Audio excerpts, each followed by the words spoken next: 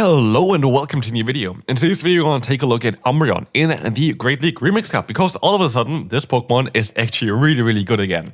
We are, by the way, now kinda in this series where I'm going to take a look at the teams that got me up to Legend. Yes, at this point, I have hit Legend. I know I'm a bit late compared to other people, but I also always take a look at basically every new Pokemon that gets released, and there were quite a lot this season. And honestly, most of them weren't that great for PvP, but still, they were at least fun to showcase. And yeah, I hit Legend already, so like I'm totally fine for this season. Could have done definitely fast if I wanted to. But anyway, we're going to take a look at all the teams that kind of got me here. And this is one of the teams that really let me climb up high. I was able to actually gain over 300 points with 4 different teams in 2 different days, which brought me all the way up to Legend. So that was a kind of nice run. And you're going to see all of those teams now coming up on YouTube here. So definitely stay tuned, subscribe, and this attack boost could be definitely difficult for us. So we have an interesting lineup here. We're going to have a very bulky team here today, which is very cool to play because it has an idea behind it, which is very easy to execute. So like if you want to have basically a team that should give you consistent wins, this might be the team that you want to run. Here you have 2 very bulky Pokemon. You have the Toxapex as well as the Umbreon. So what you can do is you can kind of keep your shields for the Greninja. In Greninja, A lost shields and B is very strong in the 2-shield scenario. Here I think the opponent gave up at this point already, so like that is going to be fine for us. They just don't really have any play at all anymore, as they're just going to get hard-walled now at this point. But yeah, Greninja is going to be able to take advantage of those shields. It's going to be able to definitely win a few battles and realign themselves, especially if you give it 2 shields, and that is like the cool thing about it. Here we're going to be able to win the battle and we can move on to the next opponent. Facing off an amazing lead for us. We're going to have a Togetic here, and they're going to swap out into the Marowak, allowing me to go into my Umbreon. Show into Greninja instead. Greninja would have been able to knock them out with 1 charge move. For Umbreon, it's your decision if you want to go for Foul Play or Dark Pulse. Both make sense. Like there is no better one. Like there is no that is like directly better than the other. I think generally speaking, most people run Dark Pulse. I just went for Foul Play because I forgot that Foul Play got changed this season. So yeah, sorry about this. Could have went for Dark Pulse most likely. Would have done most likely a little bit better even with Dark Pulse, I think. But again, like there's not a big difference between those. Like there's literally not that much of a difference. Here you're going to be a bit spammier, going to allow you to get more shields or whatever. While Dark Pulse is going to have a little bit more pressure towards the opponent because it does a little bit more damage. But again, there is no direct winner in this kind of category. Here we're going to see a Dazzling Gleam, which I find kind of interesting. They didn't really need to go for a charge move there in my opinion, but here they can go for the Psyshock. I don't really care too much. They're going to swap out into the Grumpig. And now we have Greninja against Grumpig. We have the Toxapex against the Togetic, and we know already at this point this battle is over. Double Dark is of course a bit risky. You saw my team in the video, I think yesterday when you see this one. Not too sure if this is going to come out on Monday or Tuesday. But yeah, depends on when this video comes out. We saw already the video where I had the most toxic team. And the most toxic team is a complete hard counter to this team. So if people start running this one as well, then it's going to be a bit difficult. But I did my battles before I made a video about the most toxic team for the current Great League Remix Cup. Here we're going to see again one of the benefits of having Umbreon, I guess. We're going to have Umbreon against Ferret. We're going to be able to resist the fast move, and they go for Trailblaze here. Who is going to be able to win this matchup is something I was wondering. And again, yeah, I do think that Dark Pulse would have been a bit better because you just pressure them a little bit more. I think like 2 Dark Pulses most likely would be enough to actually pressure them to go down, while here we need to go for at least 3 foul plays. The benefit of foul play is though, you're going to be spammier. So if the opponent wants to use shields, they're going to shield up less energy. But yeah, we definitely would have been able to knock them out there already with another Dark Pulse instead of having foul play. So that's definitely something. But here, as you're going to see, if they want to use a shield, we need only 1 more fast move to go for another foul play, which here they don't want to use a shield. We're going to see the opponent going back into the Togetic. If they want to go for the full farm down, they still have to take 2 last results, which is, by the way, the best move on our Pokemon here. I actually wish that they buff last resort a little bit. I feel like last resort doesn't need to be that bad. Like, it's not like the worst move ever, but it's not a very strong move either. I actually have to check on what kind of stats this move directly has. I know it's not like the most strongest one of them all. But yeah. We're going to see here that the opponent's Togetic is coming in. We're going to be able to take the hits here, even though it's super effective, of course. And as we'll see here, they're going to have a Skeldritch in the back. Where we're going to have our Greninja, we have to be a bit mindful here on having the correct pacing against the opponent because they need to get all those moves off. But even if we're going to be able to hit a Brian later on, we should be hopefully fine. As we're going to be able to, go for another charge move. Yeah, last result is 90 damage for 55 energy, which is okay, but it's not a good move. Like, if you compare it, for example, to something like a Blast Burn, which is a Community Day move, Blast Burn does 20 more damage and needs 5 less energy. Like, you can't tell me that Last Resort is a move that needs to be that weak. I feel like even 110 damage for Last Resort would be cool, especially as it's a very strong move in the main CS games as well. But yeah, we're going to be able to win this battle as well, and we're going to move on to the next opponent. We're going to have Pidgeot here. Pidgeot is going to be definitely something that we can play against, and we're going to see some nice lag here. Of course, we're at least going to get the fast moves through, which is kind of nice. Like, we still at least get a little bit of energy. But I do think that the opponent actually got a few more fast moves in than I did, because what we will see is that they're going to have quite a bit more here. And this is the thing actually with this team. I actually went on such a... by the way, if you're wondering why there's a Toxicroak there, shouts to my girlfriend. She just wants to troll me, and I guess that's going to be now in the video as well. I played some battles with this team before already. I just needed to do a little bit more battles, and I took my phone away. Got like a drink or something, and when I came back, I just wanted to start a battle, and yeah, she decided to troll me and wanted to see if I'm gonna notice that there is a Pokemon changed at my party. I didn't, so yeah, shout out to you. Link to her channel, by the way, in the description as well. Need to try to make a video on her channel as well today, but yeah, this is down to her, and this was, by the way, the first battle. Like, I had all the wins before, you saw the wins there as well. I didn't lose a single battle, and I was close to getting legend. Like, I'm on my legend run here, kinda. I'm at like 2,850 at this point, somewhere around there with this team. So, like, I'm close to it, and yeah, maybe I'm not going to have the greatest time here with the Toxicroak against the opponent's Moltres. And I do think I had a better shot at winning this battle if I had a Greninja here. But at the end of the day, I'm gonna undercharge here, which is a little bit... I mean, maybe if I still survive this one, it might be actually the right call, because Brave Bird would be what they need. They go for a foul play, yeah. I need to go for 2 foul plays here. I'm gonna be able to get one off. Can I actually still win the battle, even with a Toxicroak? Let's find out. If it's any ancient power, we survive. It's only going to be a loss. If they're gonna go for the Brave Bird, they go for the Brave Bird. And yeah, that was unfortunate. But here we're back with Greninja. Actually, yeah, Toxicroak would have been cool, but yeah. Thanks for trolling me there. But anyway, we want to see the Gastload against us. This is going to be a Pokemon that, wants to go for Crunch here. I'm just going to go for the Sludge Wave. Here's the thing.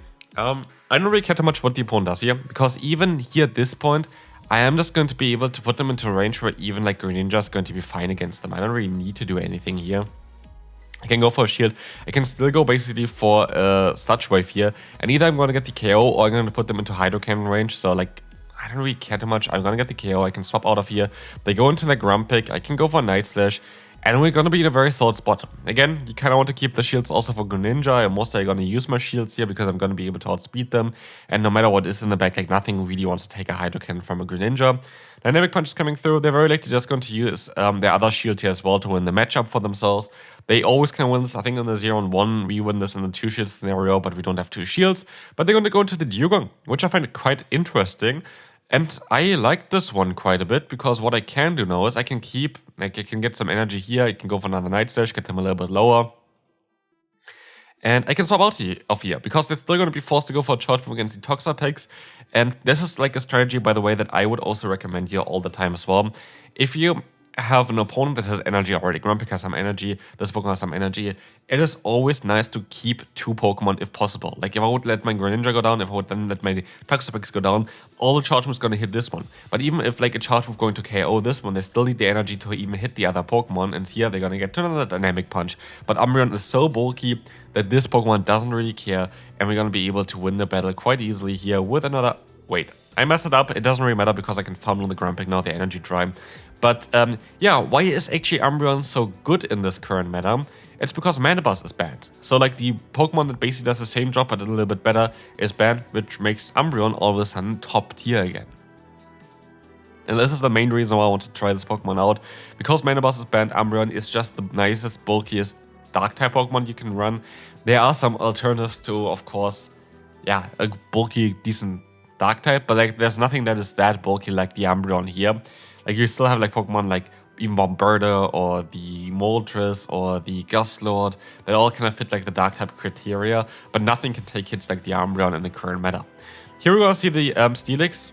I'm actually kind of happy on how this played out, because at the end of the day, I was able to get a shield advantage here, and I'm gonna get a ton of energy as well in my Umbreon, to the point where I have already a charge move stored, which is absolutely amazing. They're going to reveal that they're going to have a Claydol here in the back. That's kind of annoying for me. I can go for the Brine though. That is going to do some super effective damage. We're gonna get a lot of damage onto them. Of course, they're gonna go for a Rock Tomb. Am I gonna use a shield here?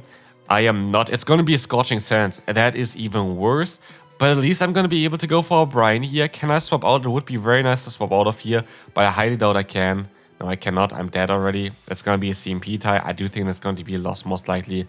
Let's see here. Rock Tomb coming through. Yeah, we're going to let the move go. We're going to go for our own charge move here. I think they had the Dark type there in the back, right? It's going to be Thievul, right? Yeah, Thievul is going to be in the back. We have a shield advantage, but Thievul has access to the move Play Rough. Play Rough, super effective against us. They take less damage from us because our attack got dropped. And so I have to kind of make a call here, and I make the call correctly. They go for the Night Slash here, and I do make the call again. They're gonna go for another Night Slash, and so we still have 2 shields left, which is kind of cool because we kind of need that. The opponent generates energy quite fast. The opponent going to have some nice house and pressure, but at least everything is resisted, and this is what I mean with the bulk of Umbreon.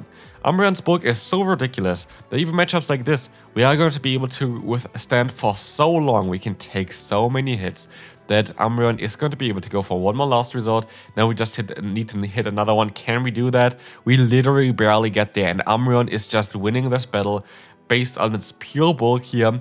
Good job there, good game to the opponent, and we can move on to the next one.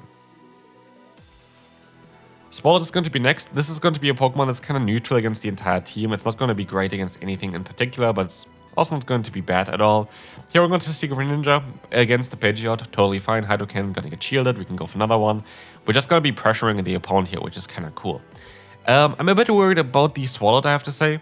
I am a bit worried about this Pokemon, definitely. As you can see here, we're going to be able to use a shield. We can go for... I have Feather Dance. I really like when they have Feather Dance. Makes sense on the non-shadow though to have Feather Dance. I think it's going to be giving it more opportunity to take hits. But they want to really realign, which is cool because it doesn't work for them. We're barely able to survive that hit. And with that, we're going to have the Night Slash coming through. And they're going to go back into the Swallow. But like, which Pokemon do I go into now? I decide to actually go ahead and go into my Toxapex because I resist every hit from the opponent's charge moves. They swap out into the Drifblim. This was the right call because now Umbreon is aligned and we're going to be able to win this battle and we can move on to the next opponent, who is running Ferrothorn. This team gets core broken by Ferrothorn. A lot of teams don't get core broken by Ferrothorn, but this team definitely does. And so that is a bit of an issue here. As you're going to see the Sludge Wave coming through, we're going to have the No Shield coming in as well. They have Thunder, which is even worse. And now I kind of want to try to rely on my Greninja. Greninja is going to be the fastest Pokemon in general, actually, in Pokemon Go. It's the fast Pokemon to get to a charge move. So, leaving the shields here is kind of nice for it. Issue is that we both have 3-turn fast moves, which means we kind of have similar pacing. They're going to go into Typhlosion, which is honestly grand for me, because I know that I would be able to realign myself here. And realignment is all that I really need, because then I have Umbreon against the Ferrothorn, which is my best matchup against it. We get the shield here, which is even better. As you're going to see here, shield is coming up. We're going to have the Thunder Punch coming in as well. And we're going to be able to go for the full farm down, having some energy here, even against the Ferrothorn, to go for another charge move. And so, yeah, we're going to let the move go. We're going to be fine here. And we are going to see that we can take the power whip from the opponent. We're going to be able to go back into our Umbreon. And we can just nearly even fully farm them down. But they swap out into the Scale, which is absolutely fine by us. We can go for even back-to-back foul plays, actually. We're going to get to the next foul play in time. I can even overfarm by 1 here. Go for that foul play. And then I can swap out if I want to, just to catch a move. Because Umbreon is going to be a bit more important. That's exactly what I'm going to do. I will win the battle. And with that, the opponent, just going to forfeit there. An interesting lead. It's not amazing, but it's definitely the best that we could ask for. And we're going to see the Claydol coming in. And maybe I should have actually went into my Greninja. I was also a bit slow here. If I was a bit faster, I would have been able to outspeed them. And yeah, Rock Tomb is coming through now, dropping my attack. There's a bit of a lag going on there as well, but it is what it is. It's going to be okay here.